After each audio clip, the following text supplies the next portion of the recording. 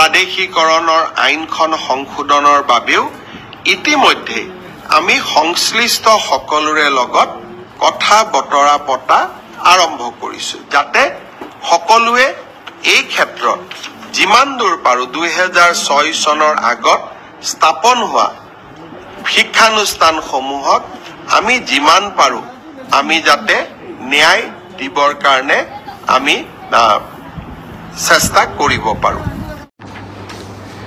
নমস্কাৰ, Facebook live অনুষ্ঠানলৈ আপোনালোক সকলোকে স্বাগতম জনাইছোঁ।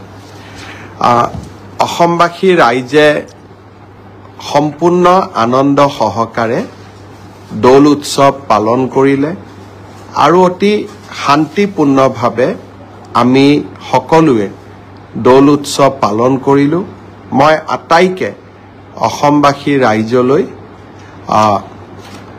আকৌ এবাৰ দৌল উৎসৱৰ বহুত বহুত শুভকামনা জনাইছোঁ।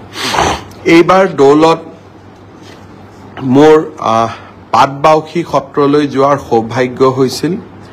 মহাপুৰুষ শ্ৰীমন্ত শংকৰদেৱে জীৱনৰ আটাইতকৈ মূল্যৱান সময়খিনি পাটবাউসীতে কটাইছিলে। কীৰ্তনৰ সম্পূৰ্ণকৰণৰ কামো তেখেতে পাটবাউসীতে সমাপন কৰিছিলে। 18 বছৰতকৈ অধিক কাল মহাপুৰুষ শ্ৰীমন্ত শংকৰদেৱে পাটবাউসীতে বাহৰ পাতিছিলে। পাটবাউসীৰ সত্ৰৰ উন্নয়নৰ বাবে এইবাৰ আমাৰ চৰকাৰে এখন বিশেষ আঁচনি হাতত লৈছে। সেই আঁচনিখনৰ শুভ আৰম্ভণি কৰিবলৈ দৌলৰ দিনাখনেই মই পাটবাউসীলৈ গৈছিলোঁ। অসমৰ বৈষ্ণৱ আন্দোলনৰ আন এগৰাকী মহান সংস্কাৰক দামোদৰ দেৱো তেখেতৰ জীৱনৰ এক ক'ব গ'লে দীঘলীয়া কাল পাটবাউসী সত্ৰতে পাটবাউসীতে পাৰ কৰিছিলে। দামোদৰ দেৱৰ সত্ৰ যিখন পাটবাউসীত অৱস্থিত তাৰ উন্নয়নৰ বাবেও এইবাৰ আমি এটা আঁচনিৰ কাম দৌল উৎসৱৰ দিনাখনে আৰম্ভ কৰিছিলোঁ। বৰপেটা সত্ৰত সকলোৰে লগত একেলগে দৌল উৎসৱ পালন কৰিলোঁ আৰু বটদ্ৰৱা আমাৰ মহাপুৰুষ শ্ৰীমন্ত শংকৰদেৱৰ জন্মস্থান বটদ্ৰৱা থানলৈ গৈ এইবাৰ দৌল উৎসৱত মই সকলোৰে লগত আনন্দ সহকাৰে ভাগ ল'বলৈ সক্ষম হৈছিলোঁ। বৰপেটা দৌল উৎসৱত যোৱাৰ সময়ত এগৰাকী স্থানীয় যুৱকে মোক পৰামৰ্শ দিছিল যে অহাবাৰ 5000 বৰপেটাৰ যুৱক যুৱতীয়ে একেলগে দৌলৰ গান গাই একেলগে যাক সমূহীয়াভাৱে প্ৰদৰ্শন কৰি আমি এক অভিলেখ সৃষ্টি কৰিব পাৰোঁ নেকি। সঁচাকৈয়ে গোটেই আইডিয়াটোৱে মোৰ ভাল লাগিলে। অহাবাৰ অসম চৰকাৰৰ সাংস্কৃতিক বিভাগৰ উদ্যোগত আমি চেষ্টা কৰিম যাতে 5000 যুৱক যুৱতীয়ে একেলগে হোলী গীত গাব পাৰে আৰু ই এক অভিলেখ সৃষ্টিকাৰী হোলী গীত পৰিৱেশন হ'ব পাৰে। হোলীৰ উৎসৱৰ মাজতে ভাৰতৰ গৃহমন্ত্ৰী অমিত শ্বাহ ডাঙৰীয়ায়ো অসম ভ্ৰমণলৈ আহিছিল। অসম ভ্ৰমণৰ আৰম্ভণিতে অৰ্থাৎ 15 তাৰিখে দেৰগাঁৱত তেখেতে লাচিত বৰফুকন পুলিচ একাডেমীৰ নৱনিৰ্মিত ভৱনটিৰ শুভ উদ্বোধন কৰিলে। প্ৰায় 1000তকৈও অধিক বিঘা মাটিৰে লাচিত বৰফুকন পুলিচ একাডেমী ভাৰতৰ ভিতৰতে এটা আটাইতকৈ উৎকৃষ্ট পুলিচ একাডেমী হ'ব পাৰে। যোৱা কেইটামান দিনত গোৱাৰ পৰা অহা 700 পুলিচ কনিষ্টবল বা পুলিচ জোৱানকো আমি দেৰগাঁৱতে প্ৰশিক্ষণ দিছিলোঁ। মণিপুৰৰ পৰা অহা প্ৰায় 2000তকৈ অধিক আৰক্ষীৰ জোৱানকো আমি দেৰগাঁৱতে প্ৰশিক্ষণ দিছিলোঁ। মই বিশ্বাস কৰোঁ যে এই দেৰগাঁৱৰ অসম আৰক্ষী অৰ্থাৎ লাচিত বৰফুকন পুলিচ একাডেমীক আমি দেশৰ ভিতৰতে এখন উৎকৃষ্ট মানৰ একাডেমীলৈ ৰূপান্তৰ কৰিব পাৰোঁ। কেইটামান বিশেষ আঁচনিৰ কথা মই ঘোষণা কৰিছিলোঁ। দেৰগাঁৱৰ পুলিচ একাডেমীত আমি এটা সৰু সজাই ষ্টেডিয়ামৰ দৰে এটা ডাঙৰ স্পৰ্টিং আমাৰ ক্ৰীড়াৰ প্ৰাংগণ এটা আমি নিৰ্মাণ কৰিম, য'ত দেৰগাঁৱৰ স্থানীয় যুৱক যুৱতীয়েও খেলা ধূলা কৰিব পাৰিব আৰু অসম পুলিচৰ জোৱানসকলৰ মাজতো ক্ৰীড়া প্ৰতিভাৰ সন্ধান কৰিবলৈ আমি সক্ষম হ'ম। All India police meet, national গেমছৰ দৰে অনুষ্ঠানো আমি যাতে দেৰগাঁৱতে অনুষ্ঠিত কৰিব পাৰোঁ, তেনে ধৰণৰ এটা ক্ৰীড়া প্ৰকল্প আমি দেৰগাঁৱত স্থাপন কৰিবলৈ সিদ্ধান্ত লৈছোঁ। দেৰগাঁৱৰ পুলিচ একাডেমীত আমি এখন CBSE স্কুল পাতিম, য'ত দেৰগাঁৱৰ স্থানীয় যুৱক যুৱতীসকলেও পঢ়া শুনা, বিশেষকৈ ছাত্ৰ ছাত্ৰীসকলেও পঢ়া শুনা কৰিব পাৰিব। দেৰগাঁৱতে এটা স্কিল চেণ্টাৰ আৰু নাৰ্ছিং স্কুল এখনো খুলিবলৈ আমি সিদ্ধান্ত লৈছোঁ। অৰ্থাৎ অসম পুলিচ একাডেমীক আমি এক শ্ৰেষ্ঠতম একাডেমীলৈ ৰূপান্তৰ কৰিব খুজিছোঁ। আৰু ভৱিষ্যতে যদি কেতিয়াবা পাৰোঁ, যেনেকৈ আৰ্মি মেডিকেল কলেজ থাকে, পুলিচ মেডিকেল কলেজ এখনৰো আমি কল্পনা কৰিব পাৰোঁ। অসমৰতো এতিয়া আকাশ চুবৰ মন, গতিকে কল্পনাৰ সীমা নাথাকে। কল্পনাৰ সীমাই কেতিয়াবা বাস্তৱকো উপেক্ষা কৰি আগুৱাই যাব খোজে। মই অৱশ্যে নিজৰ শৰীৰত মাজে মাজে চিকুট মাৰি থাকোঁ, যাতে কল্পনা আৰু বাস্তৱৰ মাজত এটা সামঞ্জস্য থাকে। গৃহমন্ত্ৰী অমিত শ্বাহ ডাঙৰীয়াই কোকৰাঝাৰত নিখিল বড়ো ছাত্ৰ সন্থাৰ 57তম বাৰ্ষিক অধিৱেশনত যোগদান কৰিলে। গৃহমন্ত্ৰীৰ ভাষণ ব্যতিক্ৰমী আছিল। সঁচাকৈয়ে সকলোৰে মন চুই গ'ল যেতিয়া গৃহমন্ত্ৰী ডাঙৰীয়াই ঘোষণা কৰিলে যে আমি নতুন দিল্লীৰ এটা পথ বডোফা উপেন্দ্ৰনাথ ব্ৰহ্মৰ নামেৰে নামাংকন কৰিম। বডোফা উপেন্দ্ৰনাথ ব্ৰহ্মই বড়ো জাতিৰ সৰ্বাংগীন উন্নতিৰ বাবে গোটেই জীৱন সংগ্ৰাম কৰিছিল আৰু BTR BTC আজি সেই সংগ্ৰামৰে প্ৰাপ্তি। ভাৰত চৰকাৰে বডোফা উপেন্দ্ৰনাথ ব্ৰহ্মৰ নামত নতুন দিল্লীত এটা পথ উৎসৰ্গিত কৰাৰ যি সিদ্ধান্ত গ্ৰহণ কৰিলে, সি অকল বড়ো জাতিৰ বাবেই নহয়, সমগ্ৰ অসমবাসীৰ বাবে এক মন চুই যোৱা ঘোষণা আছিল আৰু যাক লৈ আমি অনাগত দিনত সঁচাকৈয়ে গৌৰৱান্বিত হৈ থাকিম। উপেন্দ্ৰনাথ ব্ৰহ্মৰ এটা প্ৰতিমূৰ্তিও সেই ৰাস্তাটোৰ লগতে স্থাপন কৰাৰ বাবেও গৃহমন্ত্ৰী ডাঙৰীয়াই আমাক জনালে যে যদি আমি প্ৰতিমূৰ্তিটো বনাই দিব পাৰোঁ, সেই প্ৰতিমূৰ্তিটো তাতে সংস্থাপন কৰা হ'ব। মই ভাবোঁ যে এই সিদ্ধান্তই বড়ো জাতিক সঁচাকৈয়ে প্ৰেৰণা দিব, অসমবাসীক উৎসাহিত কৰিব। গৃহমন্ত্ৰী অমিত শ্বাহ ডাঙৰীয়াক মই এই সিদ্ধান্তৰ বাবে আকৌ এবাৰ অসমবাসী ৰাইজৰ হৈ অন্তৰৰ গভীৰতম কোণৰ পৰা কৃতজ্ঞতা জনালোঁ। মই বৰপেটাৰ দৌল উৎসৱৰ কথা উল্লেখ কৰিছিলোঁ। দৌলত যাওঁতে এগৰাকী কণমানি ভাগিনে মোক হাতত ধৰি কৈছিলে যে মামা, এইবাৰ সমাজ অধ্যয়নৰ মেট্ৰিকৰ পেপাৰখন খুব টান হৈছে, মোক 10 নম্বৰ এক্সট্ৰা কৰি দিব লাগিব। নগাঁৱলৈকে যাওঁতে 16 তাৰিখে নগাঁৱত গৈছিলোঁ, তাতো এগৰাকী ভাগিনে এনেকেই কথা ক'লে আৰু বৰদোৱাতো আন এগৰাকী ভাগিনে একেই কথা ক'লে যে সমাজ অধ্যয়নৰ পেপাৰখন এইবাৰ মেট্ৰিকত খুব টান হৈছিলে।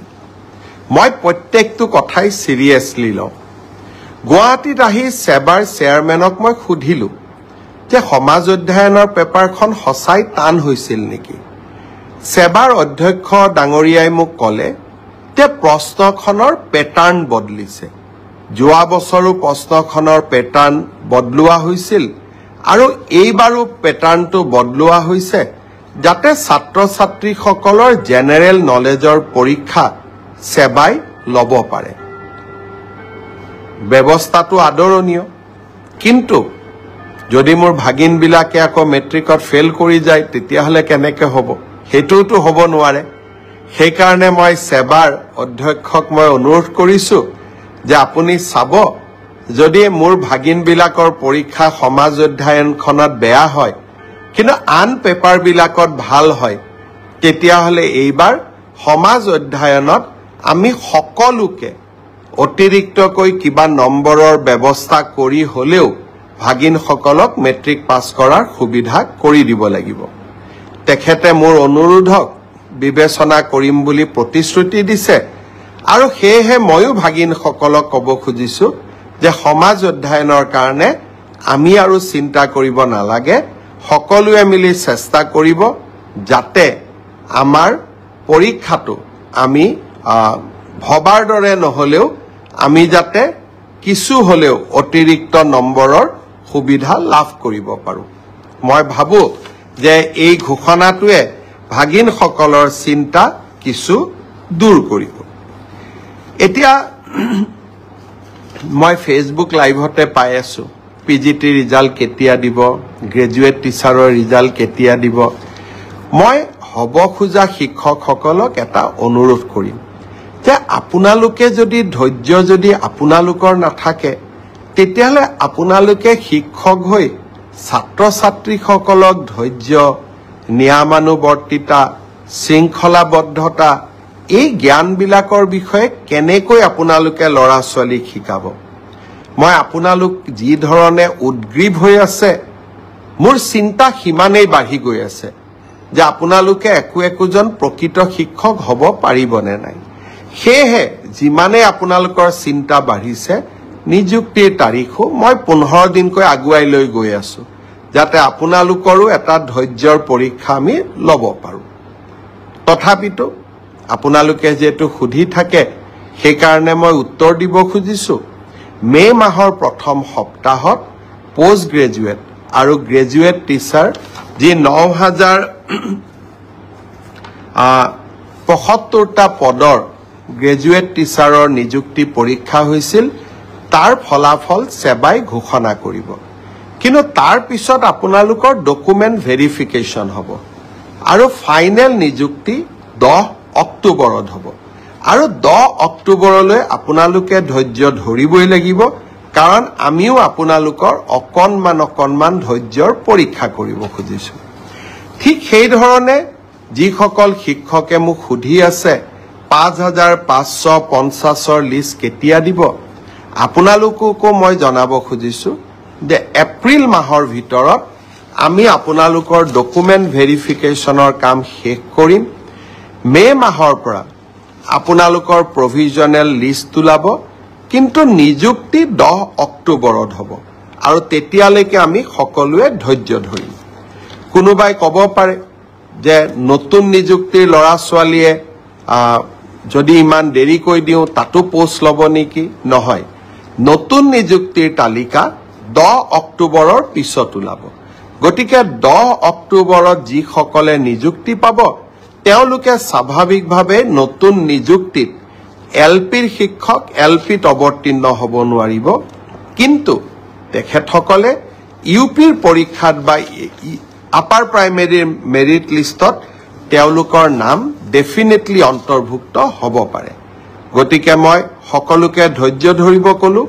গ্ৰেজুৱেট আৰু পোষ্ট গ্ৰেজুৱেট টিচাৰৰ ৰিজাল্ট মে' মাহত, কিন্তু আফটাৰ ডকুমেণ্ট ভেৰিফিকেশ্যন নিযুক্তি 10 অক্টোবৰত। তেনেকৈ LP MEৰ 5550ৰো ডকুমেণ্ট ভেৰিফিকেশ্যনৰ কাম এপ্ৰিল মাহত আমি সমাপ্ত কৰিম। মাৰ্চ মাহৰ পৰা প্ৰভিজনেল লিষ্ট ওলাব, কিন্তু নিযুক্তি 10 অক্টোবৰত হ'ব।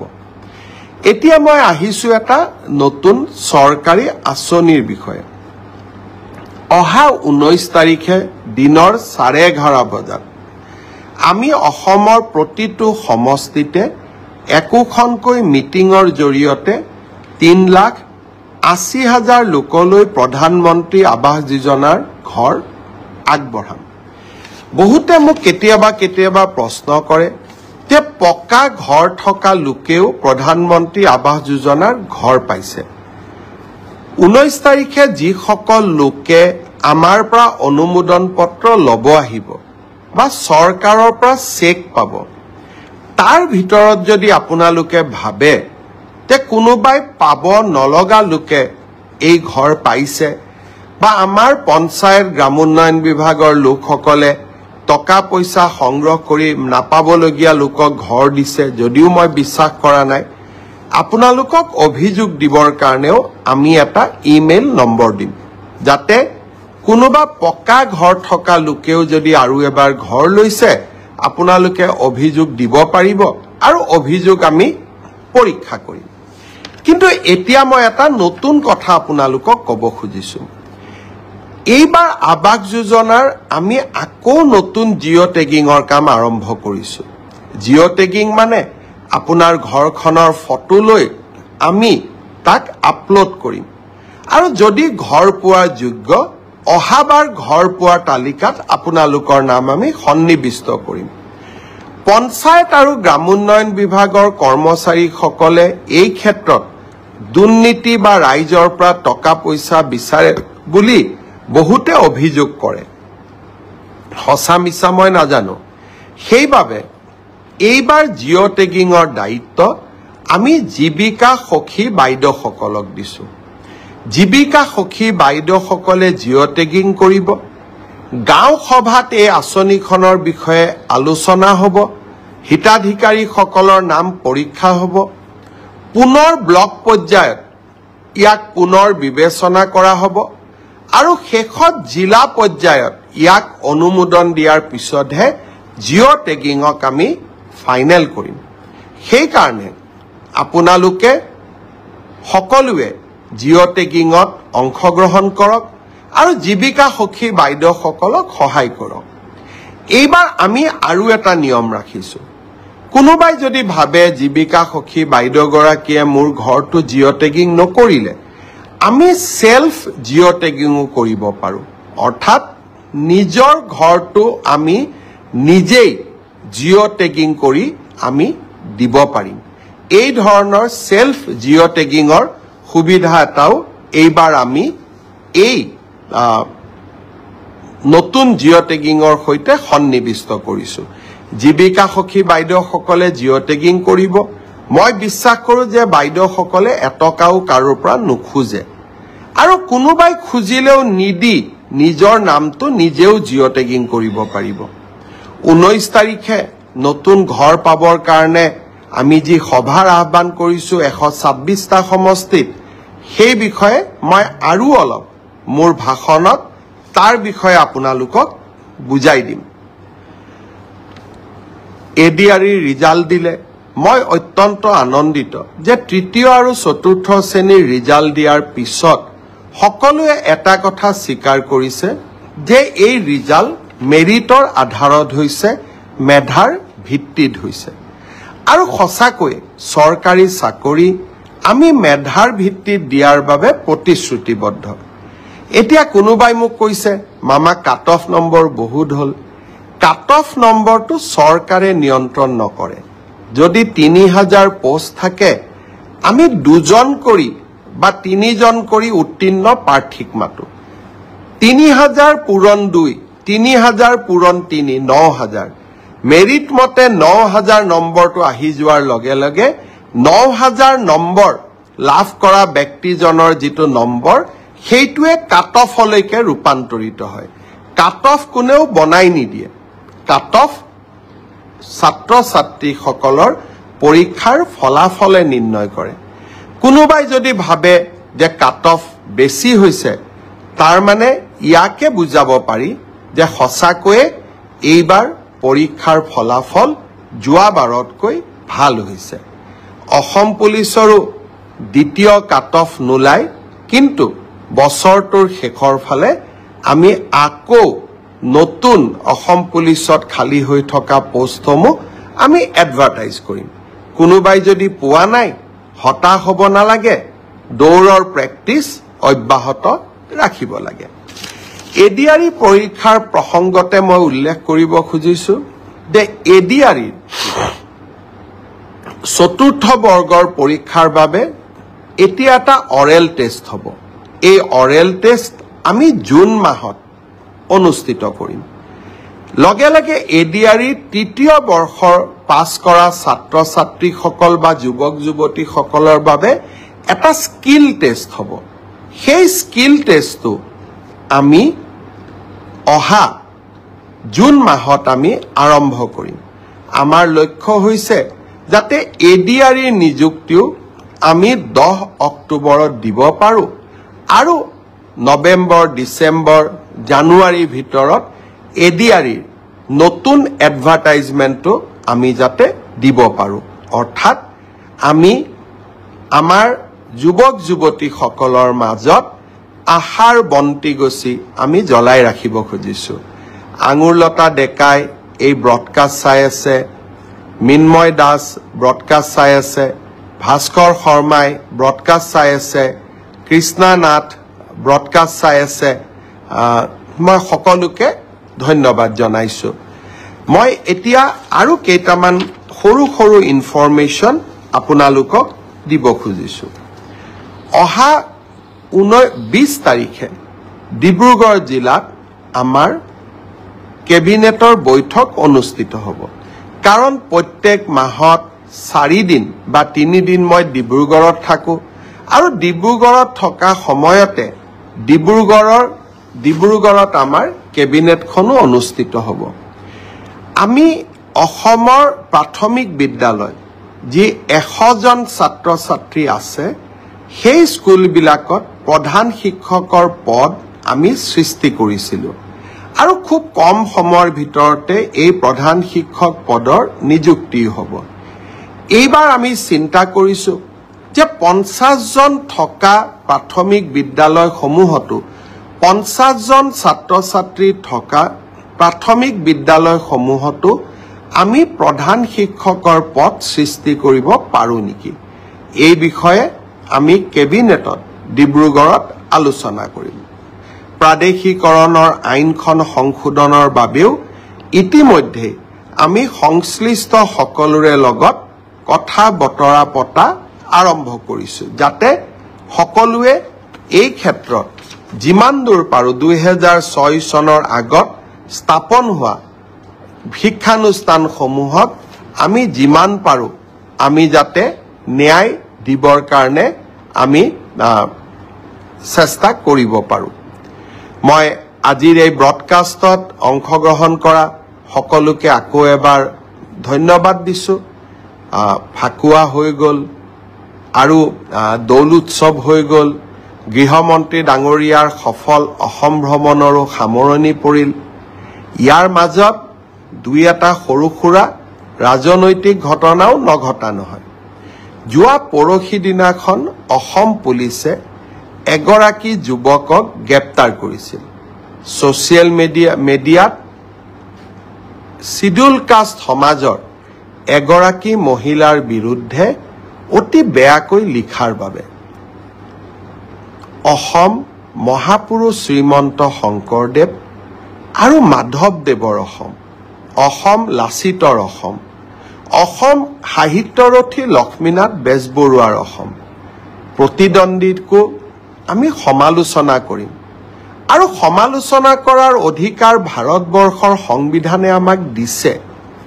কিন্তু কোনোবা আমাৰ ৰাজনৈতিক প্ৰতিদ্বন্দ্বী হ'ল বুলিয়ে তেওঁক আমি ৰেপিষ্ট বুলি ক'ম, ঘৰ জোৱাই বুলি ক'ম, তেওঁৰ মিত্ৰ শহুৰকো আমি বিতৰ্কৰ মাজলৈ টানি আনিম আৰু এনেবোৰ কৰাজনক ডাঙৰ ডাঙৰ সংসদত চিঞৰি চিঞৰি নৰেন্দ্ৰ মোদীক জ্ঞান দিব বিচৰা সংসদসকলে এনে ধৰণৰ উতনুৱা যুৱকক সমৰ্থন দিব, ই কেতিয়াও গ্ৰহণযোগ্য হ'ব নোৱাৰে। আমি অসম এখন সংস্কৃতিবান সমাজ। অসমৰ ৰাজনীতিত বাওপন্থী লোকসকলে কিছুমান আচহুৱা শব্দৰ যোগদান কৰোৱালে, অন্যথা অসমৰ লোকৰ কথা বতৰা সদায়ে মিঠা। আনকি আমি ইজনে সিজনক গালি পাৰিলেও সেই মিঠা শব্দৰে আমি ব্যৱহাৰ কৰোঁ। মই ভাবোঁ ৰাজনীতিত শালীনতা আৰু শত্ৰুকো অন্ততঃ কথা কওঁতে সন্মানেৰে কথা কোৱা, এই সৰু সৰু জ্ঞানবিলাক আমাৰ যুৱ সমাজে আহৰণ কৰিব লাগে। আৰু কেতিয়াবা কেতিয়াবা আমি যেতিয়া ভাবো যে কোনোবাই লক্ষ্মণ ৰেখা অতিক্ৰম কৰি গৈছে, তেওঁক আইনৰ শাসনৰ ভিতৰলৈ লৈ অহাটো আমাৰ দায়িত্ব আৰু কৰ্তব্য। ৰমেন্দ্ৰ নাৰায়ণ কলিতা ডাঙৰীয়াই এই ব্ৰডকাষ্ট চাই আছে, আমাৰ বিধায়ক, তেখেতলৈকেও মই ধন্যবাদ জনাইছো। আমাৰ এই সময়ছোৱাৰ মাজতে অসমৰ বিত্তমন্ত্ৰী অজন্তা নেওগ ডাঙৰীয়ানীয়ে এই বছৰৰ বাজেট দাখিল কৰিলে। বাজেটত দুখীয়া, দৰিদ্ৰ, মধ্যবিত্ত সমাজক সহায় কৰাৰ কেইবাটাও আঁচনি সন্নিৱিষ্ট কৰা হৈছে। কংগ্ৰেছে কৈছে যে আমি হিতাধিকাৰীৰ সৃষ্টি কৰিব খুজিছো। যদি আমাৰ কোনোবা আঁচনিয়ে দৰিদ্ৰজনক উপকৃত কৰে, মধ্যবিত্তজনক জীৱন যুদ্ধত অলপো সহায় কৰে, তেতিয়াহ'লে সেই কাম আমি কিয় নকৰিম? আমিতো চৰকাৰ গঠন কৰিছোৱেই দুখীয়া, দৰিদ্ৰ আৰু মধ্যবিত্ত সমাজখনক সহায় কৰাৰ। কোনোবাই মোক উপলুঙাও কৰিছে যে অসমৰ নিজা ছেটেলাইট কেনেকে হ'ব পাৰে। কোনোবা দুই এজনে লিখিছেও যে আমি ছেটেলাইট কৰিব নোৱাৰো। অসম্ভৱক সম্ভৱ কৰাই আমাৰ কাম। কাৰণ অসমৰ এতিয়া আকাশ চুবৰ মন। আমাৰ নিজৰ ছেটেলাইটে হওক, প্ৰটন থেৰাপিৰ কেঞ্চাৰ ৰোগৰ ট্ৰিটমেণ্টৰ বাবে প্ৰটন থেৰাপিৰ মেচিনে হওক, বা অসমৰ কলা সংস্কৃতিক সংৰক্ষণৰ বাবে অসমৰ নিজা OTT প্লেটফৰ্মে হওক, যি ভাবিছে ই অসম্ভৱ, মই ভাবো যি অসমীয়াই এটা ৰাতিৰ ভিতৰতে গড় নিৰ্মাণ কৰি ৰামসিংহ ঔৰংজেবক ৰখাব পাৰিছিল, সেই অসমীয়াই আকাশত ছেটেলাইটো উৰাব পাৰিব, প্ৰটন থেৰাপিৰ মেচিনো আনিব পাৰিব আৰু নিজৰ OTT প্লেটফৰ্মো বনাব পাৰিব। বহুত বহুত ধন্যবাদ। জয় হিন্দ। আকৌ লগ